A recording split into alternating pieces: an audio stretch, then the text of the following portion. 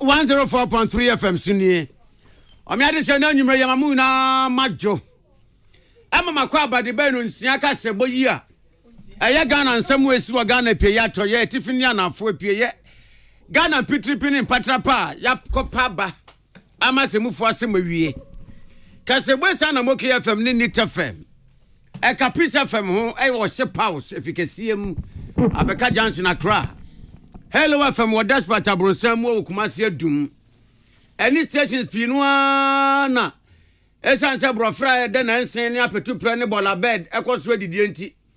Wo modo wo ntoma bebo Peace FM dia no. Amakase gbeyi wo mafa ne se ho se ni retail. E di kwesima trap tema Ghana fo ina etie bi. Wo ko social media nso a Peace FM prekasa jana du aye mfiti kroti akra na ye ho bo afie mu. Ye wo social media get to bia mu. Say ya Instagram, Twitter, Facebook, WhatsApp, Zoom, TikTok. Audio bo Peace 104.3 FM. No be no kef. E do be ba straight. Am wa hwe kasebo ya sanso ato wasum. Enumre konye sene sima ya bo anu ayade esom no. De di akotin wo mu ne se. Jamwoden so for na bo Matthew opoku prempe. Se wo po, se wo mpo. Obekwamra se bedwafie. Na wakoyi ne ho ano senti a yenya janhoode ama ebuso na nso sunkrase de still wo moda esum kumo ani esum kabisi mu. The committee is going to, if you like, hold the minister before it to question about if we have excess capacity. Why is it not that we will make, if you like, satisfactory arrangements with neighboring countries? So far be the chire honorable gift ampo for say school mafra nyama wo nam wo musue hunu eni adoma chede so eye no aya mema ye nto no pahwi mema ye nto na sawram yemfanye adwuma. It is imperative that we take action to bridge this gap and establish a robust partnership between academia and industry in order to benefit our society as a whole. Honorable Jifago Machina ya Ketu South amrasebedwani wasi ensuyire a ene ni mpesian so nkroto awodo ayese enipa se eni toothbrush no wedu aso asra ban pa se aban pa bibipa enye wo ho no mfansia no emrasebedwafo ayen se se koba se aban bi ba na aban bi na foforo ba na yakwan a enye ye pese ye ni yedi a ene private public partnership no ye de ye adwuma yakwan yina ebeda so smooth sa kwafo frafo no na senate say se koba se wo mu tia payment contributions na se bia wo mu twentwa wo mu na se wo mu twesan a yame anim nie hwe wo a wantua odwuma ye fo de no otumi ko afiase. Employers entia Senate contribution among workers ne besere se bibinti na untumi ntia tweben Senate office na yentwetwe nkomo na yentumi hwe kwan ye befa so obeba bechia owura bi yirewu na nya owuo ni na sabi eti wo mu nsunum woni abusua amoma eti ni suo na mom de nam so ma ewuo ni ba ye no na eya enwumre yi ye bebo ho nkomo mo brasem eyobi asem enmeko ya dawroma ena no nsanka sebo yesi nkonwa ya de nam Peace FM so bremo High Sense Ghana our tonton kane ahoniama ti say fridge, TV, gas cooker, electric cooker, washing machine, sound system, blenders any de tetesa ye ni mu ondada na chese woniama ye papa ebo no so de boko sa chichide nante no. High Sense say wonim say nso tonso form day enti na ebo no why ni te say dia wo bia hu bewom enti esa wo mra ne say everyday prices for everyday people. Pepsodent cavity fighter say nwe a wo ba nwe wo si bia hia enti esa wo ma wo si ye fita wonum eye hwam na nya ne fe ene ni hwam na emom na pomuden na hoden ensu di mu sa de be chi na panyi te se obetwitwi sen na wo si achi na mbe firi moja de enya fe kra enti fa Pepsodent cavity fighter fa twitwi se fi se ahoden no wo de ahyemu ma se be wo Pepsodent charcoal wo ho lemon essence ni na heba enso ewo ho a ni nyina ema wo sini wonum ahoden ene ne bambo no edi mu kai se wo betwitwu simple no da biada anadwo a wadidi awi a wokoda na afei anopa osori a Forever Construction and Consultancy say wudidi bie na wo sha atade no fa bi sie ma wo da ache ba bia do ti beto na fiewrafo agya wo ye agye dan asase nso de nkran hayi na nsan hwe de langatifo yi kire ent Forever Construction de wakeka asase ho ni asema manso ni ho ato ho ya ebo no nso ye wayi akwan atomu ensuo ni nkane ani ne ehia ya usika sika sam no so kra no waya ntoto ya kama de ama nkra nwumakuo ani akuakuo adwumayefo nkabomku ambaka ho abom akwa eho adwo pa asase a ewo dodowa nyameba eben dodowa police station no afei chopoli eni domenya ufi chopoli junction kwa wa meet dunum na wadu ho awutu breku eben eye Calf University no akrampa eho nyina won sase wo ho enkase kwan wa Kofi Kinata sa wusu fie kwan wo bi de wo de nachi enti baabi a wasom badwu wo no na ehia asase no so kama pa 100 by 70 feet na afei 50 feet by 70 feet eno so ebi wo ho ebo no so de emu ya ankasa emi scientific care and in alternative medical hospital say yen kan chew yeni mo say free 1993 and one map pumden pa ya de bi opeso ye osanfo no fa no samanuma aiming scientific care na wan kasa bon se obede wo ho ye kan kire awofo no titiro enkwada ema se Father's Day bay mo nso mo papa no mo nsa na mo fo mo nko aiming scientific care na wo mo enkoye wo mo labs ni nyina wo ho se de be ya de bi a hinta no ebe yi apie wo de ni gina fidie so a na ebe ko nipadua kwani mu nyina na se yade bi asi a eyi na ba yade bi anso ni ho hallelujah afei na woni ni kotwa monum spedede no ehia papa enkra ha odome obensnet flat no klagon enso owo wo de ko under bridge na se no obetimi afre wo no 024 527524 and 020-722-9505. Amen Scientific Care in Alternative Medical Hospital. Yes, I am say Allahu Shafi. MTN network so de na woman is cancel how be animu where one internet and so dear when you chia speed in china so bibia MTN chicha lie ain't what we there for you everywhere you go. Oson's chemist to say nom Oson's garlic capsules sir.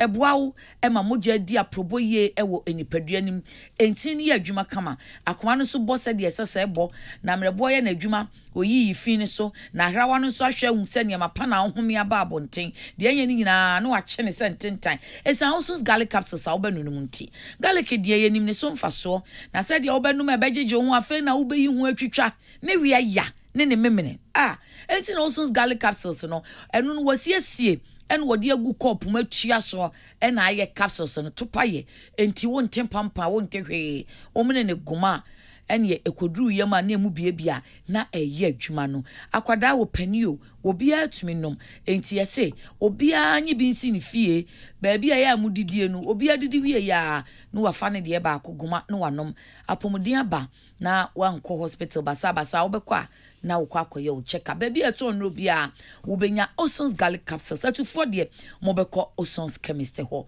wo madaroma ena anwumre ye de kasebo no ebremu masonfo eyeme ya kunama ena ohili nana kwame amu afi kasebo ni mu nsem eni wotitina ni emagine tuko omra hye bedwafie a wo hye ogya hodin ensem so enu nyamfo samo atachia wo pani say eya ne ha ne pa said de ebre mu ane kakra bia brofo excess capacity enu ye de ane esehwe wo gya hodin ne ya twa ama na broso enu so bi ka enfansi wo sa de achi a ye be use ena enu so a yemfa nhye fridge enti ya twa ma ye nesese adidi dwuma a ebi kura mpo aye so ka aye amane aye ka enu wo se wo tena sedwen wa wonte ase se Ghana ha enemre ye ogya hodin ne yetim twema bi boroso no wonu mu asabi wo mu wonkurase no wo mu ni nkane adam enti de ya boroso no ye de yedan ehyigu kwa ye tugu kwa sesen enu wo san se na wo mu ni ye bo fipami amaya hudo yi Cote d'Ivoire Togo France fo yi ene Burkina fo yi wo mo so yentumi fa bi nkonkomo wo mo eno na excess capacity oh enti wo so wo mo be fresh so for hoja hode ne ensem so no se wo mra mekire mu senti bebrebe ya ena abandada no wo sinsa agreement bebre pay and take and pay take or pay ni nyina mo se ya chi hoja hode ne enu ema ne boroso ena obi te Ghana wonya nkanea sesen ana wono de wonya Ghana ni na so wonya Ghana ni so ane mo fa nkɔ na mo nkoton mo wo mo Cote d'Ivoire fo no na bi pe bi pa na nke no kranso ayesika e de amaye. I'm not here to second guess the minister that the committee is going to, if you like, hold the minister before it to question about if we have excess capacity. Why is it not that we will make, if you like, satisfactory arrangements with neighboring countries who might be in dire need of power, so we rake in foreign exchange? So I thank you for confirming my thinking, because whatever it is, the committee will bring the minister to talk about it. Now, if you have excess capacity, why don't you ensure that every nook and cranny of this nation should have power? Well, my brother, I'm telling you something which will shock you. The ECG could have done that, but the recovery levels of revenue is abysmal. I have to tell you the truth. You see, because you cannot do your best, even if the little you are running is going through a lot of challenges. Honorable Samuel Atachia enono na wowie en wo se santiasia pam anase adwadie mu ntiasia abandada no ko ya wo sensan ni nyina gu ho bebrebe ni nyina so eye kabo ni wonim ne ntia sa ban no so eye ni sa. Cost of idle capacity range between 105.4 million and 373.7 million per year. Look at that. The number of hospitals with our belt, if you have this kind of money. Over the period, a total of about 368 million have been paid for idle capacities, and a further 600 million have been paid for the cost of reserve margins, totaling United States dollars 968 million. That's why I could submit, without apology to anybody, that this take or pay tantamount to causing financial loss to the state. But we leave it to be, but let's state the facts well. Honorable Samuel Atachia ejinetuko mrashebedwefia wo hye efa gudia no ogya nwode ne ensenso no ono ani otitine ni ene ete ne kan na amane yi Emmanuel Akole ene William Gento ene di film mrashebedwefie breye na ene wa mrashebedwefie wono ano enkomo foforo bi a ebeto opono so mrashebedwefo bo enwo nkomo eye Ghana yakwan na apadentra East mrashebedwani Festus ewua Kofi Doko sare ya wakasa no se eba Ghana wa my Ghana ye de car akwan paka akwan pa de ye de ho ka pa o we bia Ghana nyina wa beduru pa no he akwan ya nyame anim ni emfata yen akwan no a ye de ho ka no kakra bi na ye de aka na nya Ghana akwan ebi so mfuturo e chen paint ebetumi asesanta de color simple akwani bi so emusa de atutu no se wo tetrotrom na se ennam akwan so a portals no tumi tam okra free back seat ema oba front straight wo se ayya pa se abanya baban ko nanso akwan ka ye de no yentumi enti aye na enu wose nenim de ani empanifo kwa dwunwa na wogiri yesi abeboa na dwenkyere ne se wose se kwaba se public ne private kabom ewo yakwan se se ye ho a wodidi se enche yenkasa Ghana ye de akwan ka da o kire mu wo se de banti ne bode ema wo mo kwan wo drom ne ase de wo masi wo mo so a wo mo nkabom no tumi dane fufuo na two brush so ne toothpaste adaroma wo mo kabom wo na mani passe pie white sa ka do no sa na ankwankwan ne aban eye kolabo etu anama wo yakwan ho a wojidi se yebenya akwanpa afaso wa Ghana a yende ekwan kada Dr. Festus Ewua Kofi. The financial burden on government to fund these roads, the road infrastructure gap from the annual budget allocation has been inadequate and unreliable. Therefore, Mr. Speaker, if we so desire to improve the road network at an accelerated rate, then PPP is the surest way to go. As the tax revenue has been woefully inadequate to cover this colossal sum outlay. Historically, 3 items in the budget expenditure lines, being salary and emolument, interest on loans, and statutory payments, have absorbed over 100% of our tax revenue. They constituted 99% in 2012, 120% in 2013, 103% in 2015, and in 2016 was 120%. In 2021 and 2022, these ratios increased to 147 and 125 respectively, and have been projected to decrease to 86% by 2025. Nia yatini Kenya upper dentra east mrasebejeni Dr. Festus Ewua Kofi. Wakasa wiye ye na nsia ye so mrasebejeni Dr. Stephen Amua. Onzo said that's all asem no ana Dr. Festus Ewua Kofi Akan na wokwa amanye atu mpon so a ankrankran ni aban kabom ena aboa ma wo makwan aye kiko aye gam. Mr. Speaker, PPP has really helped most of the even developed economies in terms of bridging the gap or managing the infrastructural deficit that years back confronted them. Some of the advantages of PPP in this sense must be actually revisited. In the first place, it helps government sectors we are having today fund projects that are so important to us without even touching our public purse already, which is limited. We all know that we run ration budget as a country. Secondly, Mr. Speaker, these private sector bring on board a lot of innovations when it comes to defining and designing projects. Dr. Stephen Amua, nsia yeso mrasebejeni. Ne kwakwa wo akwa ho nkomobo so mrasebejefie na yi.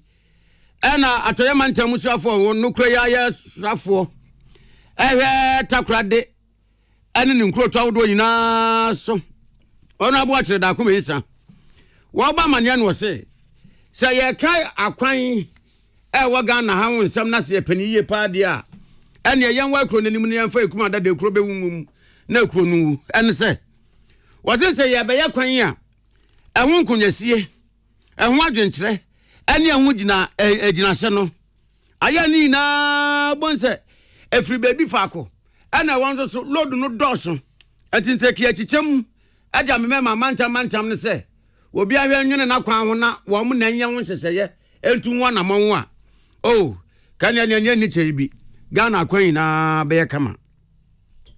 The issue of public-private partnership. I think that is very good, but Mr. Speaker, I believe that the over-centralization of some of these decisions is also becoming a problem. I believe that it is time that some of these roads should be left to the regional administrations to deal with it. In fact, technically, it shouldn't be left with the assemblies to take those decisions and deal with it. We should take a decision as a country. For the year, maybe the cap is 2 billion, and we are sharing a baseline to say 100 million in every region, and then you manage those stuff at that level. Mr. Speaker, what is even sometimes so worrying is that when there's a major bad road in the region, nobody knows the Minister for Roads and Transport. They'll keep calling on the regional minister, the DC. They don't have any budget to solve the problem. So we just be making announcements and then we are not having the resources to do it.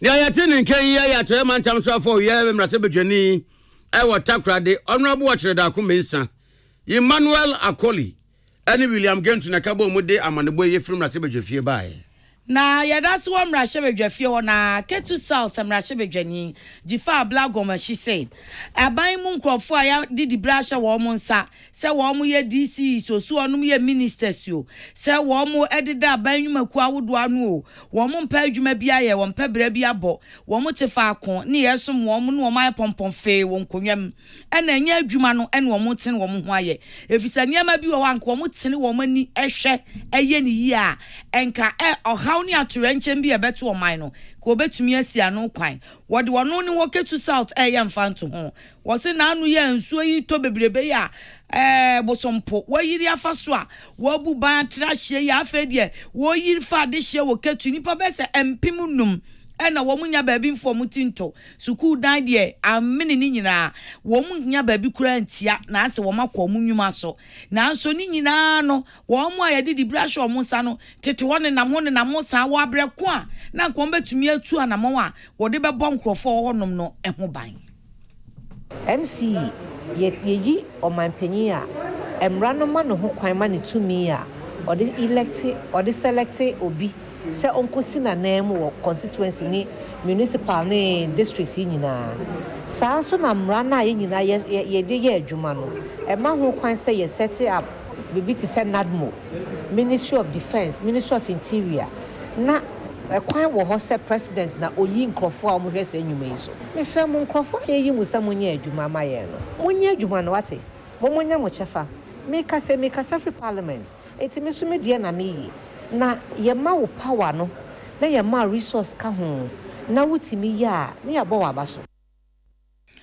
na wo wie no no se mampani na nado ene na bedi akire Dr. Mahmoud Bawumia empani si adijawa ne adi aso awo sade ebire bi wote kokoso kan mampani wuni adi dwumadie na hya wonsa wo na omanfo nim se obetumi aye nti omode ama wo won krofo no ntim entin wo ho nya adwuma na hwete wani na te a wo mu omo ntinya nso a gifiri wonom ensem eti enne mesre me fa Peace FM ne mo UTV me fa akonya bebria mo platform nti networks amoni omi affiliated nyinara na mesre bisa se monyina mo ho na your excellency president Nana Dankwa Akufo-Addo president vice president Bawumia mo appointees ne mo agencies no if they are not up and doing that the people suffer we are suffering in ye ka chira mo no say ensu agi yen kuro no mo magie yen wate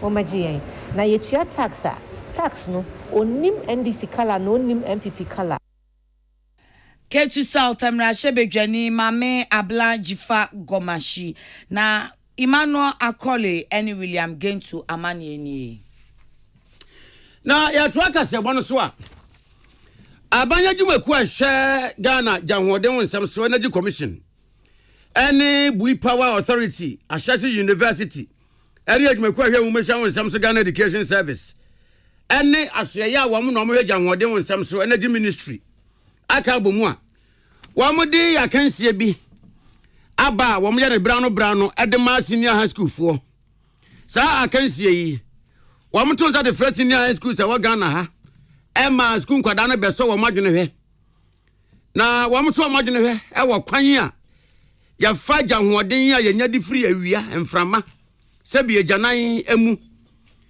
ede ye nyama ahodo eno ne renewable energy challenge na yeyina de atosom nan wa ma pound madanadi dwumede na se watonsa de frɛ honorable gifty ampofo awo yes of abedi akire one day ye the TV na se nsa se ohwe na enwie peye o ka se dwumede ya se na wo ba mane se oba Ghana school mo fran se de o mesia ben won na nyame oye ogba ade anso so anya nkwada ya bro adoma chede de wa man nkwada ni bia akwada ni nya kura za jesu akotena school dem me ya che na de ansa akwada ni tumi se ni nyansa pose mransem du anadwadufo abaso ade akwada ni betumi aye no hu badwuru yante Ghana ha ya ana Ghana school nkwada launch satellite bia ya du ko wiem akwawe de akoso space we eno da nchan ya na nuwe ya school ma ya nketenkete ndo fefe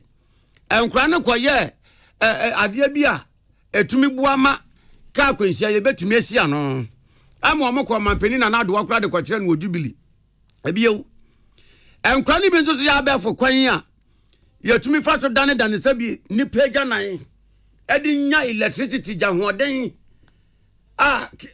kilowatt as one no den pa no den nanum we kura de UTV akwada afekura na obetro BC ninim de waka yomu no wo fie no waye ka e madano a wo kotro ne last paper no wan fa dropping wan fa Uber wan fa taxi wono aka waye enu otenam akoye ya bode kura ye ni interview enti sa wo hwe Ghana nkwada nyama wo mutumi ya sasa nyama ne yeboa pa ma mfidi nnwuma wo Ghana ha afa nkwada yi aboa ma nkwada yi saa nim de no matumi atremu a ka Ghana ye ni problem wasin ka bra bi beba ma nkwada betumi aye fidie bi a sabi ebi ansa wonsa ya oya na se ukoja onan a na wuntumi mpepo ba bi a oh wudi akuntunu wakeke wo meye fidie a ebe soto letro mu na se de besi apepa otun moto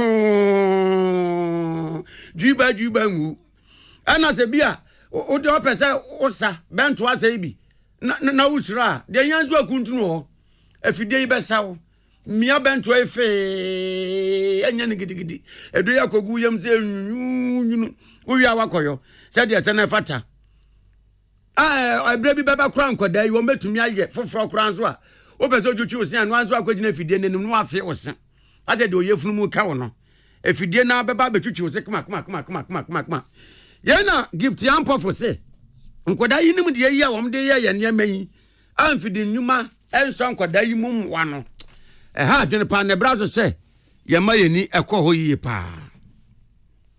You have in front of you this morning myself ensuring that we have this program. The present challenge that impact both our educational institutions and the industry that propel the economy of our country.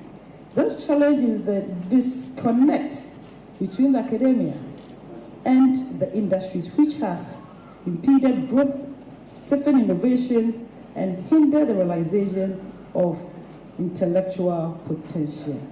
In all schools, around speech days, we have exhibitions. We spend weeks, sleepless nights. But after the exhibitions, what do? You pack the fantastic resource on the shelves of the physics, chemistry, biology labs to gather dust. Now, you're telling Kenya honorable gift Yampofo, our Deputy Minister of Education. On a TV at so. Now, Sarge Media and the Atoson and Yawa Modana, dear, no, some trade. That's what I say, Nam Abafunum, dear. Ewo Jamwadenia, Yadi free, area and Frama, and it's a Binipeja Nemu. Yadebuama from Numa, Etumpona Concain. Now, Orako Fiajako, our director for renewable energy efficiency, and climate change, our energy commission. Want to tell Musentia, one more I can say to say Abama Senior High School for. Sir, Bonhanoa Edda, Suku, Limdie, and Nenia Ejuma, Fonso Aircraft, a Kamuna Edantemuno, and a Pesi a Kabum. Nafi. Emra onipa be free school mu a obepie no na onim nia oman ni hia ewo mpuntuo kwan so na kuta ne deda a ono so de babeboa sa mpuntuo no ye challenge school for no say wan kasa hwe ba bi a wote ompotem ho o how be na ohu na okwan be na obefa so obetimi asisa o how no ano omreko a ehia so ba ko hwemfidie bebre ni sika bebre na wa betime de potem ho a tomankoma achede nketenkete betime keka sisi ani na watime de ayi ohaw bi afiri ho. Franco Fiajakon aye director renewable energy efficiency climate change ewo energy commission Naomi Obenewa energy amane boy ba ye na enkranya say schools ba ko du ene kosi Akan no ko wi ase ne legon presec ene di nkunim. Oh sir Pepe oda de for ne fa wa mata fa se uni wo global president no doctor ene to for support ne obekwa akoye party amo wonye oh boys mo beji mo wonye no ma ya de pa mo beji mo ni sa ya yes boys no mo science and maths quiz kura wo gina mu shijama nti makoje award abade ne party ya yes legon presec for no say renewable energy no sunlight ne wind ne ni peja na ade aye twa dan eni ama ojanwode ne excess capacity yes boys no omo ya ade won udi agrom do jonso be energy. Oh that's good.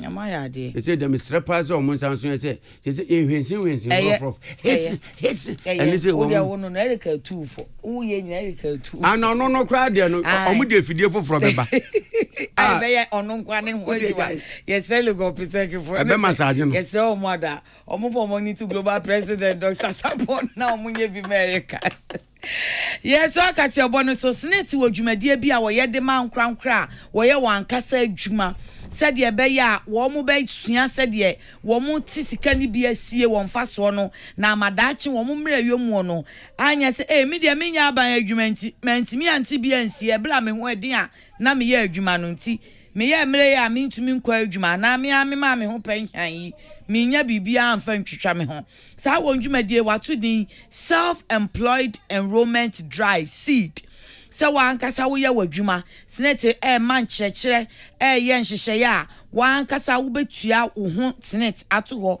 ama daache wotimi de abɔ ho bra ye nhyehyɛ foforɔ kra wonum de aba enti wani abre a wo ye ho kyerɛkyerɛ ama manfo ate ase na watumi de won ho ahyem enu nti na wo bodwa kɛse ya no wo kyerɛkyerɛ manfo said ye sa seed dwumadie no ebesi aye adwuma fa na na public affairs manager na just opani a won wo hwɛ nkitahudie nsɛm so say yes senate ni omanfo no nsɛm so no edema senator Charles Akwe Gashon wo de to just say yes am krankra betua wan kasa won ho senator mo won nya say o bi a me de me ana me di mi pa me ana me ye madwuma me ana me di mi dwa me ana me me sa no adwuma nti me de me ni senate ni asɛm bia sa oni omunya asɛm enne sɛ wa wo ti ontento ato ama wo daakye so beba onfa so pa wo wi no se sɛ de wo nam seed so boa sɛ wa oyɛ wan kasa adwuma ebeti bia to am on daakye no wo ka kye adwuma wuranom so sɛ wo mu a wo mu ne ebi mu yɛ adwuma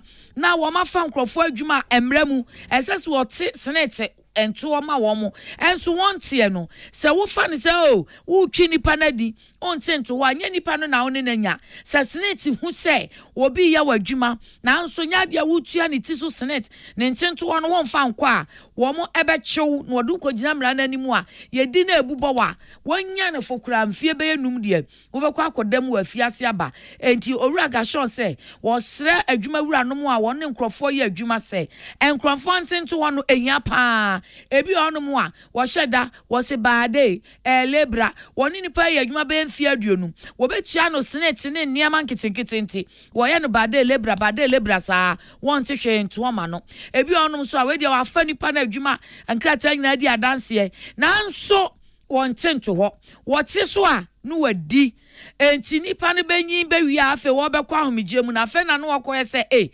mimpo bra na me ye adwuma no se ne ate ato wa ma me wo be kwa no faw hwi ni ho wo se wo ye adwuma wura na wo ye adwuma ye ni bi saa ni nyina da sene tete ehon popoya ene no ane se wo ma wo so court santan na wakwa akodi wasem a ene o ne nsawam baako employers entua senate contribution among workers na besre se bibinti na ntumi ntua tweben senate office na yentwetwe nkomo na yentumi hwe kwan ye befa so a obeba betua na nyesa o cha na penalty so build up and as interest I was kind so build up and nyesa senate yempese ni obi be court but nipa daache ho na ye ho adwuma yempese obi be retirement a onya ne pension e ba ne sa na se yetumi tu anoma na anoma e betu ni se ye ne de nipa no be court se wentumi entu anoma be chia na che se court so na wan hwe yi a ye de obetumi atum be se 5 years na san aboka nti ade na obetwen ama edru sa mpempen so nti e besere se bomode na tu anoma player bia onye sa no tu anoma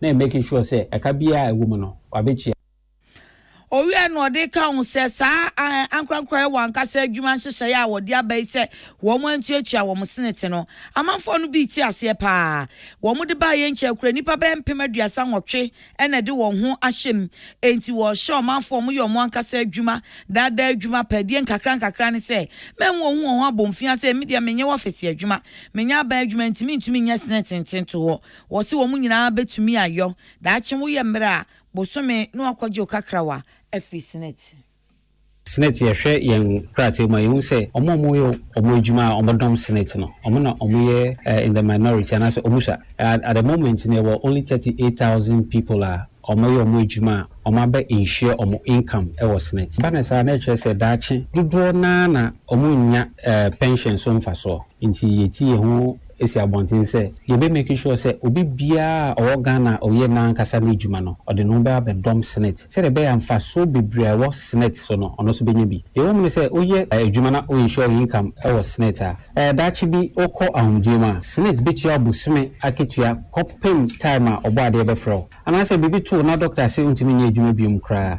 eno so senate be gina njuba na wa so na otua abusime pension Ora Charles Akwe Gashon ena woye enkitawudie pani Emma Senate adwumakuo no Prince Bafo Asamoah ena diamani bai National Health Insurance Authority ati tuwa mubawre mu akwa kwesi wa mu office foforo emunu dwan ewo banfie ewo doma East Mansimu na ebrado so mu ya amamna ni amane e bia no nti empanifo wa mu ya National Health Insurance Authority dada dwumedie so egba nan do ni kire wamfie ewo doma East Mansimu se wa mu office ya wo mesie wie no mu ko bia no na so se dia amamna ni amane etie no wa mu ntumi nto mu nan ensi doma East wabra wa mu nko osagefo osiade yo Dr. Jimabedu the second I want your president Adema Bono nananemo yinfo badwako kese no a wo ye dom ohene wo doma yinkro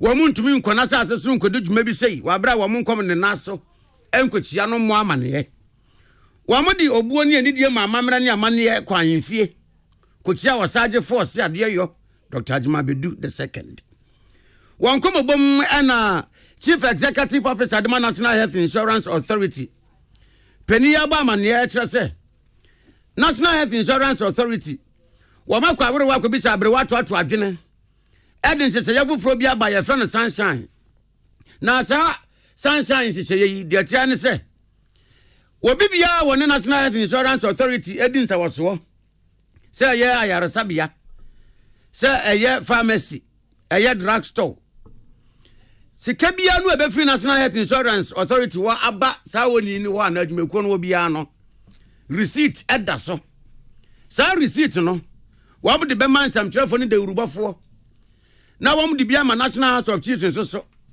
na wa mu de bia ma pharmaceutical companies so senta wa mu ye ne sa ne se adanse enti ne yakuma abonso nkonso ye hwiawe e bia na ye tefreba ebe bua ma sa etinyedie ena National Health Insurance fotia hospital se wontia National Health Penifo se yetia nanso clinic bi se wo muntia sa yetia yentia eni komini ni na no sa Sunshine se ya mu de aba no ebesia no ya policy bi ya fe no Sunshine policy first no yetia hospital sikana obi anim de atua omo ni nyame pe no omo ni sky la mawo bitimi share hospital bi so afini insurance ma me hwe na wa fa eno ho edi discount nkofo omo di ndro ma hospitals no aye pharmaceutical companies no omo call say oh ya ma mu ndro amodi mabuno fo muntia e ka mo say oh afini okobo ma me sika bia say no be say ye ntro Sunshine che say be so bia ho de eti the policy aba so bia say etu omo sika no wia ye the list no any sika dia momo ye the ma pharmaceutical companies ye the biba journalists yaba fi haima announce ha say edim no every month osagifo House of Chiefs presidents musu yebema mu fa no bi na yatini Kenya Dr. Okoboy a Chief Executive Officer National Health Insurance Authority okasa wiye ye no osagifo osiade yo Dr. Jimabedu the second domahene a osaye president Emma Bono nananemo yemfo bedweko kese esre aban de esisuwa yi ene de beba se ba na National Health Insurance levy no a we do abesre pa sa ya brano sika wasi yi firi mu editua ayaresabia wo mo hwe nkrofo yare ka no enye wano President Kofo the National Health Insurance ne ba ya mra bi to ho ba gigi sika kakra na sika no ba gia so bi to ayetua no kan ko ba bia ba de ko NHIS ne ba de akwa mape na yakọ ya yare ni yakwa e be de obo ye ho bra ono no kan sa ya na betua de ma na obepese ye nyina obeboy amane no na ye be ka sa ba pension ko a na sa de wo ho Ghana for betua beto no National Health Insurance be tie de ato be so onko be ho free neck ani no to so dadan no ho Bajijia, Bakipupi. Deep price of way, Ghana for Bay, and Zana Baby releases Ghana at the Amape. Now, the Crackramu and Osaje for said your Dr. Ajima Bedu the second. Added to Ghana for you, name say. Oh, and I say, Ote, so bika. Send National Health Insurance, a good jota. Send the Panasin who nobody ke. Menfi Nupon one panye. Register ya konako register na ya zoe. So my former DSC, Benjamin, and Anama him free dear. On your day and Beja Padia way and Sabu. To be anywhere, ye will be in Kayin to be there. Yen, ye quite spitia, in to be infantry. Swinging I register me. As I am much there. Your father on now, it me at the boy. To me, say at the shading in our worker. Say, Obia would need health insurance card. Ntieni ebi oka se bi one de no nya adwuma nkosisi baby o baby na se ade se yade no efa na uko hospital se bi adoma impro ana sunwane kumase na nkran baby na se banfa bi amo ho brade a ene de no ma ya so tia ene de na kya se ba de ba fa regional minister so I call Dr. Okoboyo ene honorable Kwaku Ajimame Ya ya tini nkei eye ose ade oyo Dr. Ajima Bedu the second do ma hene outside president edema bonu nananu ma henfo bedwekuo kase no eja wusu bema edifri doma ene breye. Yes, I'm Ranka. Hey, and check crown ye di World Environment Day. Na enu na nam so ama EPA one extra waduma kwa bobre ne bambon sem so ema ye no. One more IS wo twema fo adwensi so rubber yi edi awuo na edi enya se en nane empro enhye ene mfutu mfrasa ase no enti se paper ne haban no. Enti da bia da na chese edi nsemone se oduma kwa bobre no. Enti EPA say edru da say ya wo mu ko eye mfitiase esuku motofo ane ho no woni wo ma kasa se de ebe ya wo mu ebehu hia ehia say sa rubber fin no say ye sone so ye nwura ye be sone so na eno nko a ye be dan ani dia ye bibi fofora ye dia ye ni antutu angu basa na ankoye haw amayen daache enti wonum ko osu Salem 1 Basic School ye national service for a wonum ewo EPA no eno wo mu kosra wo mu se woni wo mu ye nkyerɛkyerɛ na Roxen Prempe eno national service president ewo EPA eno wo kyerɛ ye mu se de enti a wo mu efa nkwada no woni wo mu ye yi se ye de mpanyin ne de ya adwen na di tre da wie na nkwada yi ena yese kira kwada kwan a won fa so no nyini a wamfiri ho enti ye pesuban sesa ye pa ye de hye nkwada na se a da chinchirima na ye kan we mu ne beba besesa ne mama ye nyen a ye de yese kan ya no akumu. So actually it's an environmental awareness month, which is like a month-long program. And then in this program, we are supposed to go to social medias. I will say what's the name? I will say schools, Mali. We are not just going there to teach them. We are also donating dustbins for them. So we are meet me practicalize it. The actual we are ewaha. And you say any more bon come keke. Your mom dustbins. So we are meet me aye ohanom.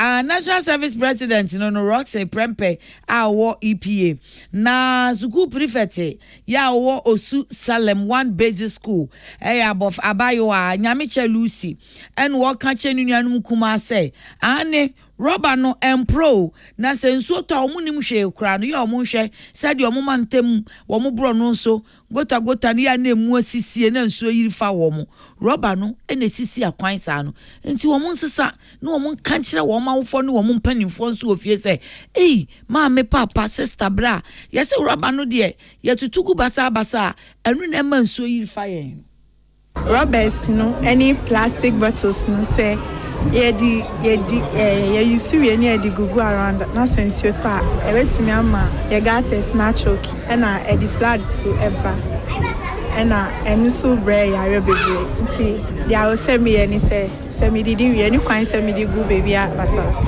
plastics ye betumi e de aye nyama foforo efrim nti eni kwan say ye disposing anyhow. Lucy Nyamiche senior prefect of Salem 1 Basic School. Now principal program officer or EPA Ora Samuel Kwe.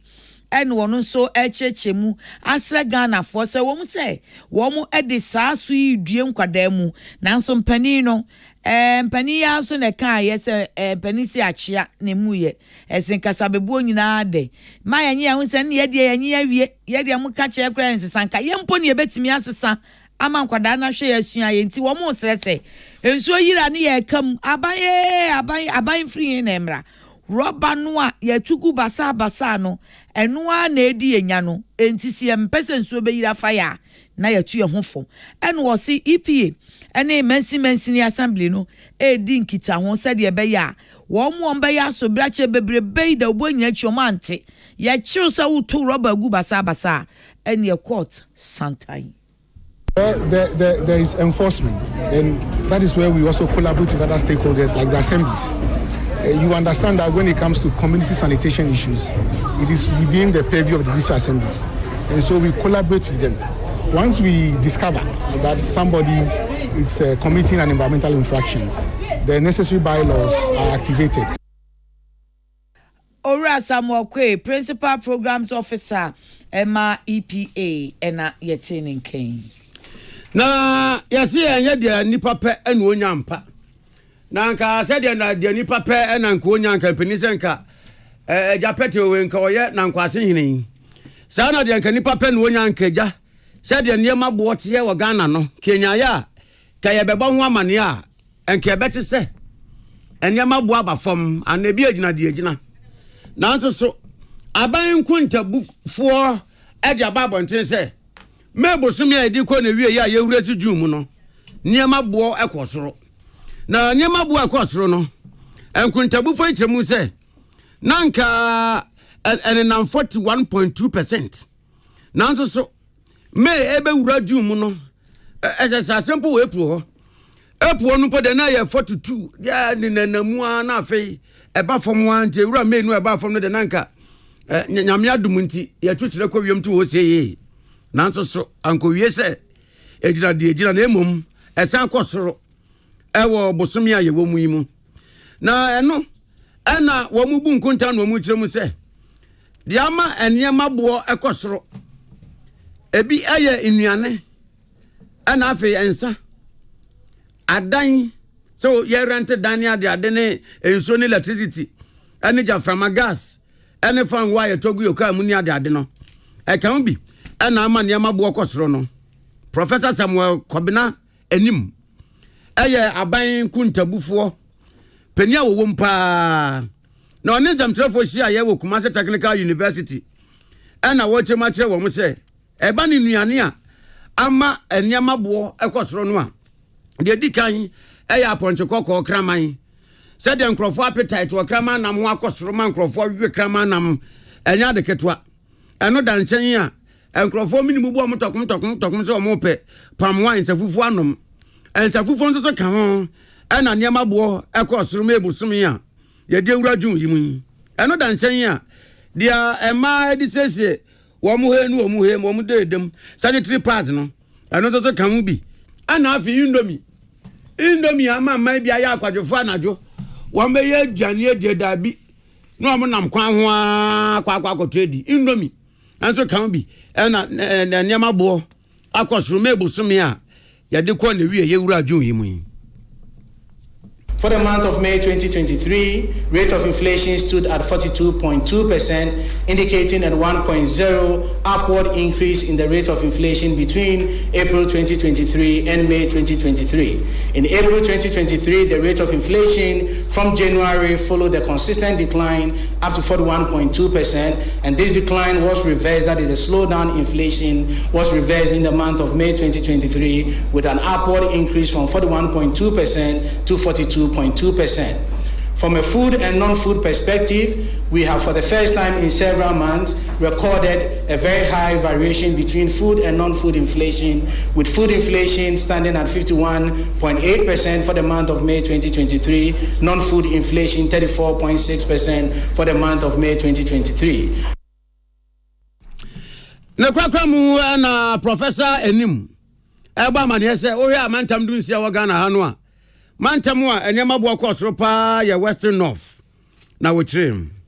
We turn to the regional rates of inflation for May 2023, and across the two broad categorizations of rate of inflation, that is food inflation and non-food inflation. We see the dominance of Western North inflation with a food inflation of 77.1% for the month of May 2023 and a non-food inflation of 44.6% for the month of May 2023. These high rates of inflation for the Western North region contributed to the region's overall lead in inflation of 62.5% for the month of May 2023. Nyayatini ni ya Professor Samuel Kobna enim. Oye aban kuntabufuo. Na womi obini wa ena ni di inflation yechi. Se nema bo okosoro sa na ya no. To no ba ya no akofa ba. Ena ya kenken kama. Abusia ya ntwa kasebo no so. Ya se kasebo ya se ne mama ne se. Asefim sembi abeto Peace FM yapono so ye beba ho nkomo na owura ye frɛ no Anthony Moke odne yere kwa yaresa bia so akwaji yaresa amano nanso onyuntunyu bi ne nanyom okwa yaresa ba owu afa no wa mafie biem ne yere wu ahometi wo ya sesabi ya fo kwa hospital se wakopa yarehwe na wa mafie biemu a neka so wa ba be fa no a we do bi ka dada yetne da tinka sabi eburu enya nwanwa na nya de foforo nanso kwan a enam so ma wo ba no free achachefo asase isu a wate si asema kwan so no na eti akoma odonfo enya dom owura yi a ye ka no ho asem yi a ne yire firim ya be ka yensa wo Peace FM kasa fidie yi so dem wakwaba me jo so mini abema wacha no abema microphone na mame Anthony Moke ameka ye na ye wo a mpatwa ye mia ne yire efirim ya no wo a mpatwa ye mia yo ye misa yare ben ye na bo ho yire modern kopia yare sabia na ayare sabia ben na modern ko ye na e ba ne sen a wo wu ya ye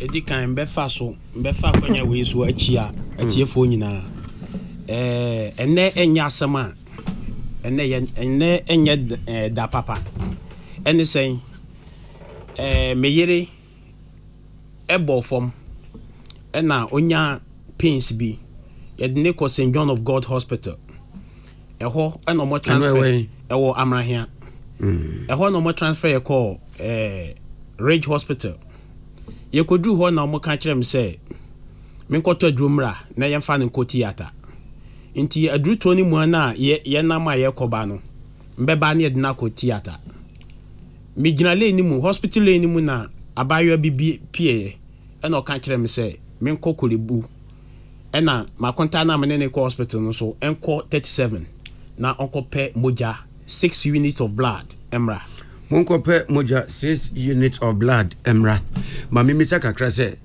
anyabia no wamode oba ne ko theater no ye bo wamane se de ko na omo kire omu de de ko theater ye koye no nokro nyame anim ye kodu Ridge ho no bi aduro na omo twere mai se ye nkokoto nti ye kwakoto aduro na aba no e na omo de ne ko theater from there no yante bibia biem the only statement e beti biem ni say ye nkope moja na okoto aduro no man kan kire se bia ye de oba ne ko theater ni di kan ti to aduro ne bra sa no mo kan kire o man kan kire me so mo de ne ko theater but minimum so mo de ne be ko theater because o mo kan kire me say because doctors ne kan kire me say o mo be ye ni surgery but as to ebra wo mo de ne be ko de o man kan yes because o mo kan kire me say me ko to adromra and 6 units of blood that's a cofabra sa and no koy and ye den me koy no me yere no ni moja o use no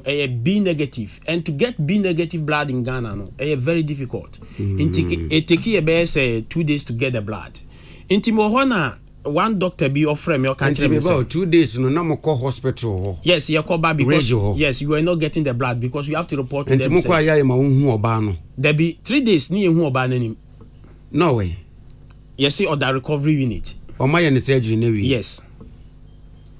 And I am well who home for 3 days. Wow. Trust way. Inti me wo I say me nam me ko 37 no mo ka kire me say one doctor or friend me ka kire me say, do you know what has happened? Or it seems say a wife issue no all taking it for granted. We yere asat now ye ka say he's a kidney failure patient. And I'm say how? Inti bedu hospital ho no mo ka kire me say one doctor bi o hia me ka kire 37 we say wo ko pay moja no. And a doctor bi o wo ho. Or friend me ka kire say we nim say o ye den no hu yi. Nya obisam say dey no hu ya don na doctor no hu ya ka che say o fa as o yere no case no o fa no lightly but your kidney asem ne ka because you were not getting the blood into your person breaking news to me so that it offer our phone so na one no one offer me phone so exactly obi baby say so you dey nya contact because and when I mean ase no because doctor no nim no minimum but or a young guy be a mishia no wole ni mu ne offer me the minimum but no day me yire kidney kire me no and the minimum or the kire me wo phone so e ba o say doctor be 37 doctor ni 37 or rage yes rage ni na ka che say as o yire ne yare no di agro e kidney problem na the offer o no the offer of phone so no offer from here. The same doctor no friend me catch them say my wife a kidney failure. Two doctors na me kasa yo. Into catch them say ma me ne boss en kasa. Ho na ne boss no catch them say my wife why kidney failure patient. Yes. Into me ba na one doctor bi o shia me le ni mu or the my wife surgery ni na. Rage ho na.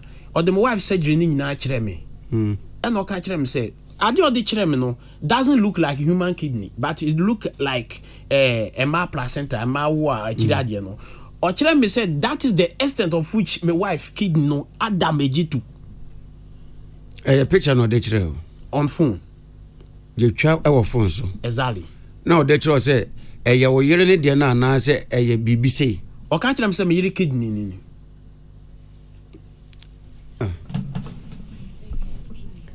enti na surgery na wo maye no wo mo ye ne surgery ben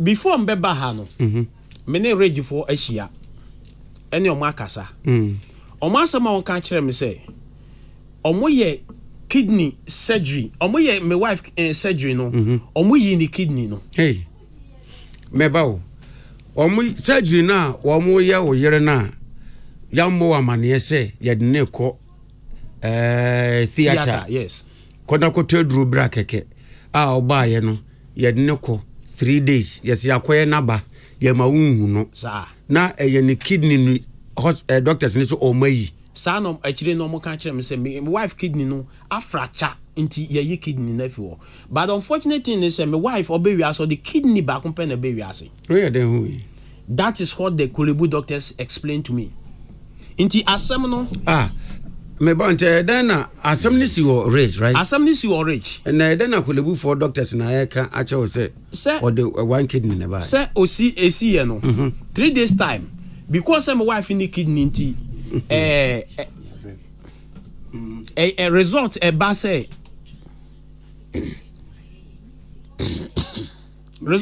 result e ba say see you kidney Emma ho no Johnson ni we na mpie so complications yes no so Rage Hospital transfer me to Kolebu for dialysis consult because a referral letter ha omo ka kire me say my wife need urgent dialysis and urology consult na kire say inti mi kodu Kolebu no omo ka kire me say ade we ya wife ya transfer na ba Kolebu no Sani many can be done in Rage. So why referral here? Maybe.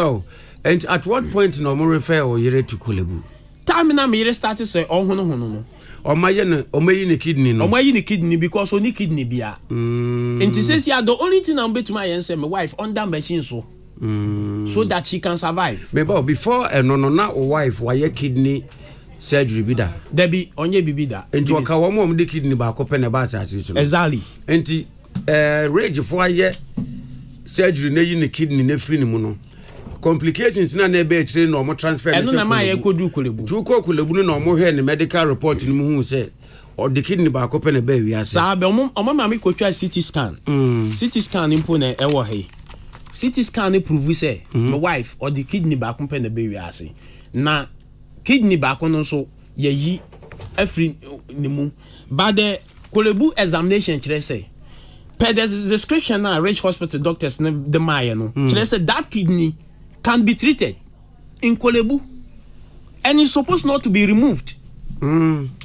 Doctors ne can kekesa na so mama report they based on evidence evidence na e wo manim ha no eno na dem manim ha radiology department of Kolebu abdominal and pelvic CT scan report that indicates say my wife the kidney no can be repaired any kwan say nkiyi any kwan say so muyi yeah and okay ma yentia say ye yensan koye chi kakra o yiri problem no koye na yesi de ne be ko surgery theater no ne yesi DNA ha no enti ne yekoye ne surgery me ye kodu rage ho no nobody explained anything to us doctors now no your assessment and they send her to the only statement enti wo a wo de ne koye ne yanka se o ade ye emergency ye bibi say na ha no bibi say na ha no ti ye wo se ententema ye ko theater nti ye de ne ko na won so koto aduro we bra e no mo twom ma anye bibi asa media ne mbe hu say yesi koto aduro yai e no mo ka kire o mo ka na me onidi surgery na surgery na me adwene ne say ombeye ne say moja me de me free say moja na gina ne mfen so that blood should be flushed out na wo ye de hu say moja na gina ne mfen St. John of God for no ne ka kire one that was my prediction because obi an kan kire bibia so me nim say me ye kwa koyi ne kidney na rage for no o ma cheche an kare say bia wo yiri no ne kidney no ye ba ko so problem aba ho nti esese fi say yenim kura ne yenim say kidney yare no yenyi kidney preko pesa esese wonye obi a obe ready to ordinary die besi anan test awodo a wo mo beye ansa ne ye beka se yeyi ayeyi enti ede na afi de omukoyi ne preko pesa yeah but the sad news is doctor nanka sabe kwa koye surgery no okay onim ne okwa koye ayeda na cancer sas yes mean to me enter her because I've been coached by United Nations doctors okay on about the issue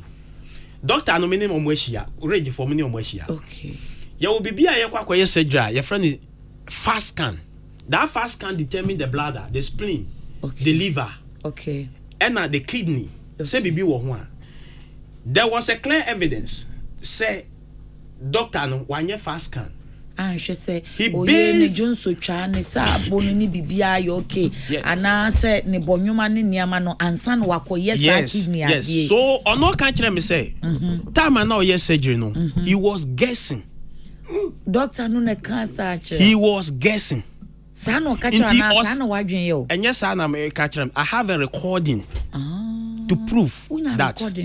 Because you see, meeting some people, no, you don't know their intention, and I'm not going there and.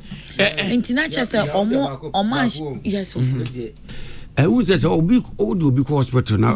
You be any surgery operation na bibi. Yamawoye undertaking bi say ade aye koye betumi 50 oti ase usan bibisa eno na eye Kolebu for one because asem we aba no it has become a banter between Kolebu and Rich Hospital ayo mo ntoko akese pa okay and I'm not going to mention any doctor's name but Ghana ha quiet say obi ye papa krampo osuro Kolebu for ebisa me wo me da Kolebu bench so because I spent 4 months in Kolebu because of my wife issue.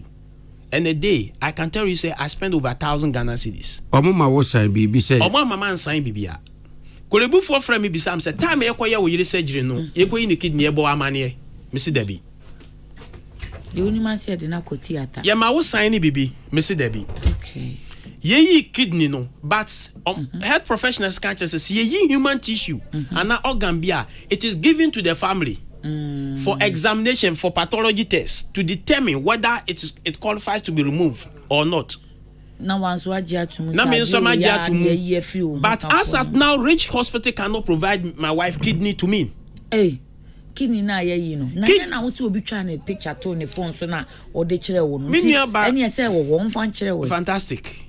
Miniaba. There's the difference between picture and physical human organ. Reality. Inti say ukotwa picture na kasa e kire say per the description the medical experts are giving to me is kire say per the description from Ridge Hospital no, the kidney is not fractured to the extent that it was shown to me like and human placenta. And says Udi nyina mu no kidney no we hin omoma unhu na je wa ade ekofi. Exactly. Ridge Hospital cannot provide the kidney.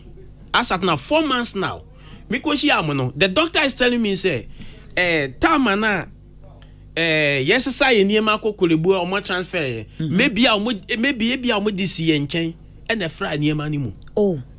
Kidney to me fra ntomam. Udibisa. So asem we see da ben. Esi time yeah surgery was 31st January. Afiamu. Yes, Afia. And my wife died 18th of last month. Oh, and see, omo kidney nama was survive ya so munya ba ye kura bi anka ye de be hye wa ama no. Minia. Eja. Kolebufo did everything possible to sustain the life of Cynthia. Oh, they were writing sponsorship. They were contributing money to save the life of Cynthia. Omo frere Rage for say Rage mafum. Momra ne find the solution to Cynthia. Miniaba. Kolebufo from mama.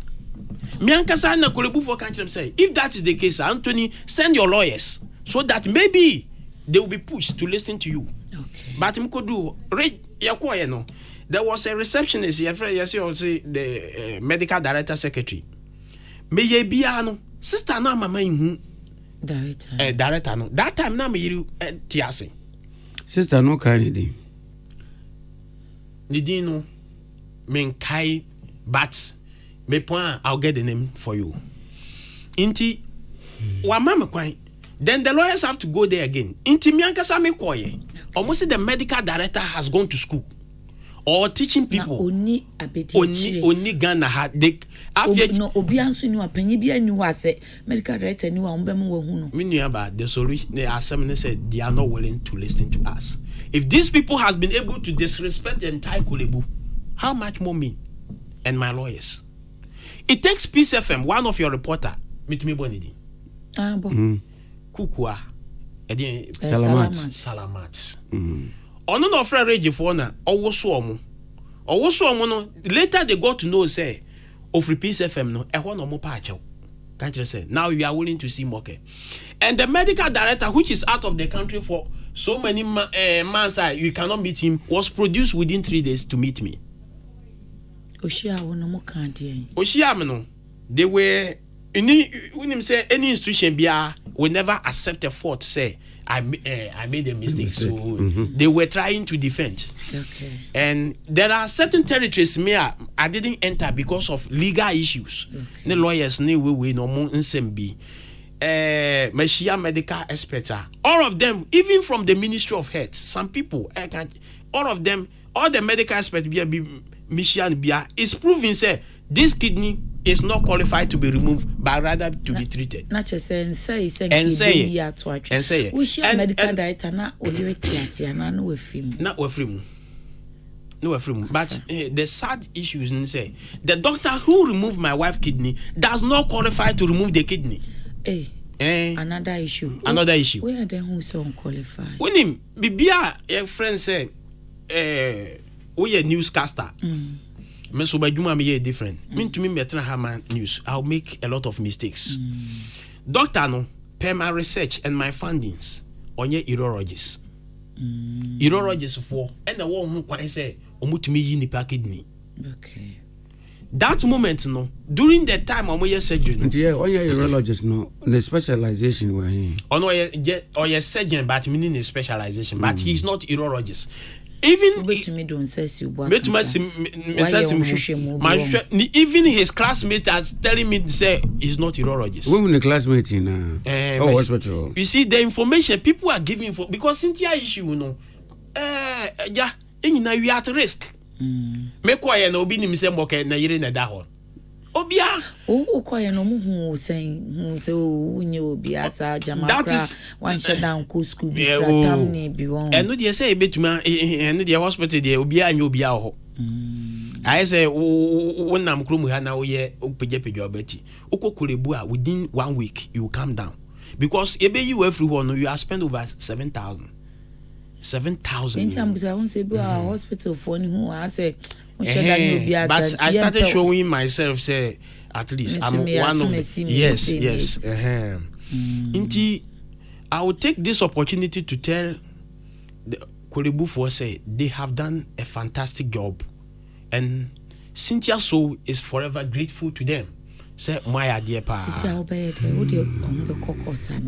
You see, what I want, what demands. Rich Hospital, they ask me so until says you na mepe.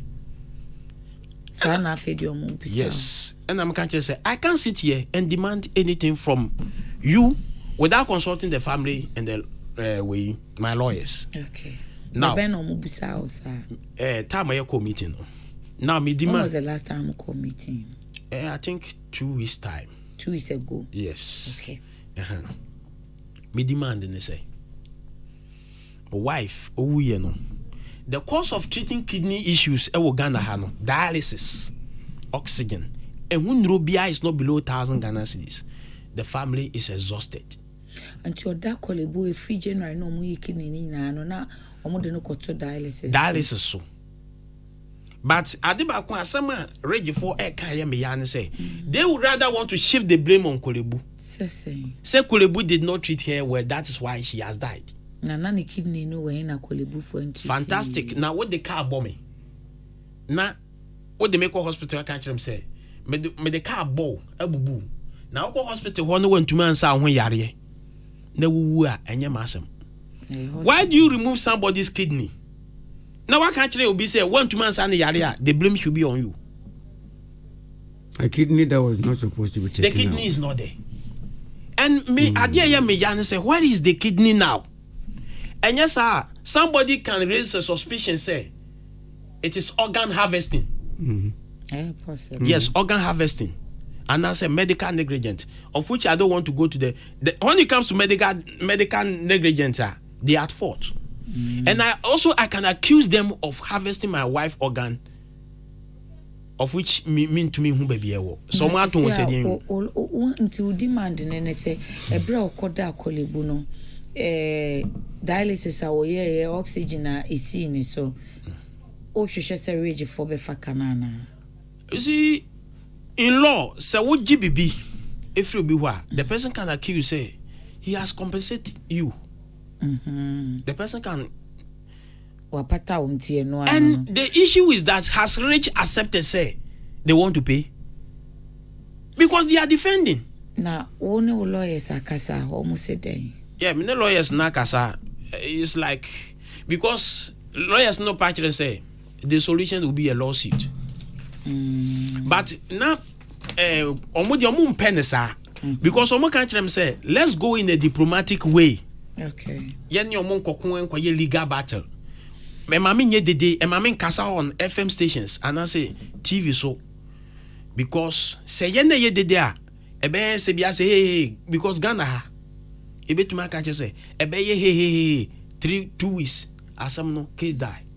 Until let's go in a diplomatic way and let us find solution. But me to me people say this issue is before the president.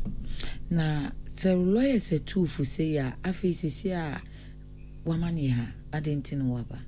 One two lawyers in a photo. Lawyers no can them say mami nkasa o TV so and I say radio so. That was the timer. Even that was medical experts or masa mo kan kirem no. That was the time ana otiasi. Oh, okay. Says ya Cynthia wawu. Ofimu be nothing. 18th of last month. May 18th. Tibe say kobosumi mo. Ekobosum. Ti yefan say akabe say 5 days and I say 4 days na do 1 month. More than 1 week away. You need 1 week. Because you share na ye in the sense say there are certain information be you need from the body. To support as a supporting evidence. In terms say you want to, engage in legal battle. Answer yes, you know.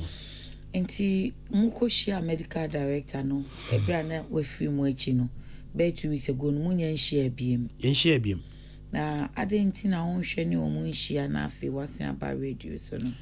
You see nipa no na won ni nhia no is he willing to accept or what? They are not willing. Anye gidi. It was so nice, but no. The reason why I'm about radios is on so many occasions, almost say many people will complain. You see, I'm doing this to put Ghanaians on their toes, and I let them say they could be because we are all at risk. But the funny thing is, Ghana politicians no can't just say yari ebeko ebrichire na say yari bi wo to me can't say every 3 days visit the hospital. And when I was in Kolebu, I was meeting ministers and even seasoned lawyers of Maji Dimpa or Ghana. And I'm saying, hey, now it means all of us at risk. So I'm here to save the life of a lot of Ghanaians.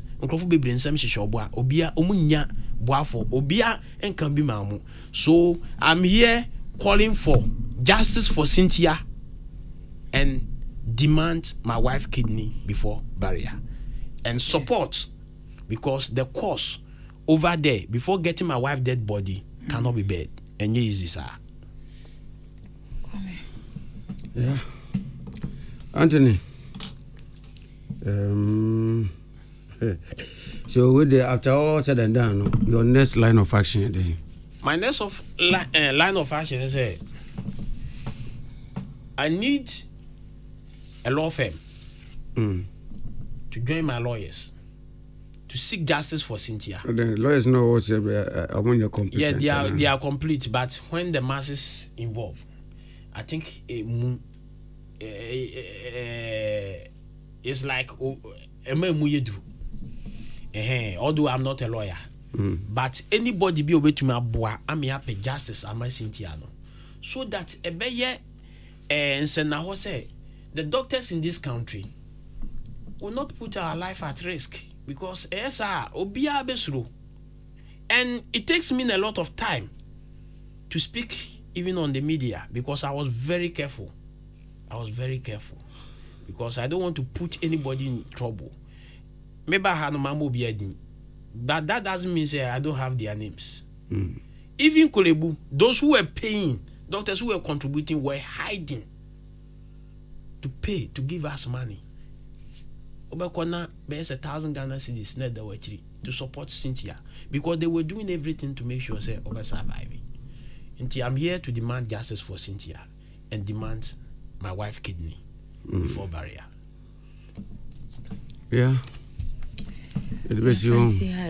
Na said I just said that Chimbia courage honso na ye could be some shefa ye mua into you ramoka bekanidi ebema salasan etimu abisa rage for ne so man say wopani kwadu a woboni na womunso ansem omude betudwa no na ya metifu ate enu nso ti se san bisa opani mo kese rage for by omusise ya se kwa me ne sa edwuma na sa ne ebe ye no ti medium suicide ni besia na ye kase bo akamu no ya courage ene Kolebu wabobo omudin na ya kope omuso die etie shedden yo Anthony Moke ya ne bonko moyi fa ne yere Cynthia we free mu ya de ne kopia ya resabia ne etirensem gidi se etifo de ya masumma ya wo meka se boy sumra na de aka yemfanwie. Davi, your food is smelling extra delicious today. Hey, what did you add? Oh, no. Nothing much. Same. Hey, or is it our new takeaway packs? The guy told me they were odorless, so my flavor will come out more. But me, I didn't believe him. Hey, oh, let me see. Platinum pack. Are these made in Ghana? Yes, oh. Wow. And did you say they were odorless? When it comes to food, your health and safety should be number one. Platinum pack is manufactured in Ghana with the very latest in production technology that makes our packs odorless and much safer to carry your food. Yes, for bulk purchases, contact 0545 993 101. Enjoy your food. It's all good. Take away packs there. Unless odorless. Tune it in, turn it up, Peace FM, and rip off the knob. For your mamma, most of my train, I mean, I die one quaba, and they are quite cheap, and I'm more munim opening okay, and then come ya. Yantimi for my drink chena mass, yet the drink cheni by ya. Remy spices are a de a shamna, Emma Yensano, a bossy nebian any yet day. To say Remy goat, Remy chicken, Remy jollof, any Remy stew.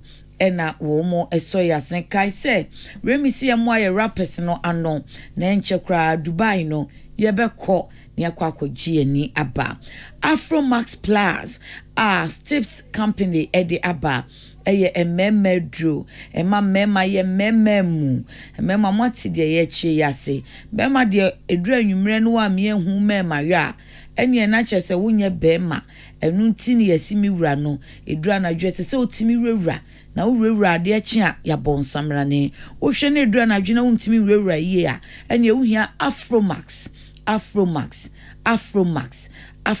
now the plus no aka ho Afro Max Plus eno wo ba besesa ama si a ball ba akofom no watumi asan pija wo mubiem pharmacies drugstores and chemical shops ye benya Afro Max ni bi ewo ho e ma ne Father's Day no a eba no mutumi to Afro Max Plus ni bi na mudi akwakoye mema ni show why fresh 055 07 09 790 055 07 09 790 84 mufra Afromax form ebejemo so na aboa papa kai se Afromax yin so wow junso ebema wontimi nyunso show ya na ise junso no akawaya ase no eno so eboa papa ema eyisa oha nketinketi no edi free home kasi ebono esi wo mo madaroma wo mo so yasen ema ye Afro Max no kan wi ani emema ndro no ai obeka kakra kan wo ya ye hye na nke ewu sa te se de be ma bi obe complain se on paso agudie wo fom no na wo no pese wo fom ai high tension we fini jina waje okay se light what do you prefer power no of more lower man ba high okay na nyama ye repeat se country ajai 3 days ansa na adwebreo Kwame nie ai anie Afro Max ambassador pacho Kwame Akan de ene na enu anu no ene ma monto bi na momfa nkoye mu wuranom ene mo papa nom ne mo wofanom show Father's Day baby wo mo so yasen ankasa me de kase bone bremo no eye Osons chemist eno so eno de ene de ane se boa man soja fo woni padua no gina yie te no ma no mema nom kwada nom paninom emrewanom na nkokora so enom se wo de wo ho eden na mom ompese yade bi ede ne sisa beba be janche so afa na fofrafo de aba so a esi ase de ensuo yiye ya obesore na anie me ha me dwonku mi sisi me nan me kotodwa no Osons garlic capsules na ebeboa papa Ghana network ne die baby ba ko pe ba ko poto ani abonse yellow na gina bibia mu ahu na yese gan tini ati akokosra de no wo gine ho yellow MTN we dey for you everywhere you go Hisense Ghana say fridge na wo pay TV gas cooker, electric cooker, washing machine, and as air condition. Nina no obeko Hisense Ghana. Medi omo blender no kra ne kumie no. Blender na no ho din say nie yisinimu jack no bino no Hisense blender no. Yes say the yam niema hudo nyina ense da omo bone so ye ko Hisense showroom bia na kwajo Hisense sky everyday prices for everyday people. Si etwitwi yesen na yenya yenum ahoden na yedi kakaso nkunim na afa yama niema wodo adeda yensi ase na firi wo ne asere yanwen akokodro so ya moimo ya akokodro so esanse yenim se yenum ehwam yemforo kankan ya no ntumu bam firi kumasi kosi nkran firi nkran kosi boga firi kumasi kosi techimaya pacho eye Pepsodent cavity fighter udi twitwi osia eboawo esiesie wo sen eye wo sen chinam ne ho adwuma ma wanum ehwam ma wanum ahoden ne bambon so din sesia no flavors na hodo bebre fita na ne anim ne dada no wo ho eye tete Pepsodent no ena na de odibidie kakra fra no Pepsodent Choco de wawo na nkatwade kakra nso ni ena de odin hama aye Pepsodent eba eni enti kai say wobetwitwu simpre nu da kro bia anadwo a wadidi awi a wokoda ena afi anopa wo sori a Pepsodent ahode no boho ntasa Forever Construction in a consultancy asase amanso ni ho na ededa yie te se dodo wanya meba afe chopoli ene akrampa eben Caf University ufre utu breku kowa 15 minutes in wadru ho asase full plot 100 feet by 70 feet half plot 50 feet by 70 feet ebo no so de yokita 10,000 ubenya asase Forever Construction and in consultancy for a ho asase no langa sembia anim we so de flat kama enti am anso ni nsu yire sembia enso enim wo masase ne de wo de wa frɛ na weekend is wo mo ko site akohwehwe bia wa so kohwe bi na di ho adanse frɛ 050 151 8347 ana 0509 999828 0509 999828 Amy Scientific Herbal and in alternative medical hospital so enie amen yade bia ha wo no se bra emfidie wodo betu afidie so na ba bia yade na hinta bia afidie na kire wo twemba se yade wo ha ansa na se amen de aduro beka wa wo de aduro akan emi wo ho yini wo mfidie akese die yade bia nu a ebe hinta nipadua no a wo hu akira kwan wo de aduro kan ene se wo sori nso befua yenim se emi ba ya che ayarehwe pa wo de manti ene oda so wo hai enti wo so kwai na kwadwo ayarehwe na bedi adanse enkran ha owodome wo bensnet flat no se wo kɔ sphincters impotamo nso a ye klagon hono mo a ana lashibi wo de kwa under bridge na se no eho ene wonum ewo 0245 275254